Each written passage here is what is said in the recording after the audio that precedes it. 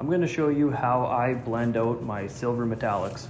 I spray De Beer water-based 900 series, and I'm going to be using the Luma 3 Exodus OP 1.3 as my paint gun. Quick tack, quick blow, keep it clean. First thing I'm doing, because I'm not using a wet bed, I'm going to use my base coat and just spray a very light coat, almost like a tack coat, so when I do my color coverage coat, it'll have something to bite onto. When I spray my color coverage coat, I'm going to be roughly 6 inches from the panel, going to have a 75% overlap, and in this paint I will be spraying at 23 psi. Now with the De Beer water base, we have the ability to go back to back without even having to let it flash. So as I got my color coverage, I'm going to blow it just so I speed up the process. If I'm not using a blower, I'll wait about 30 seconds for it to set up a little bit, but instead I'm going to wait about 10 seconds with a little bit of air going on.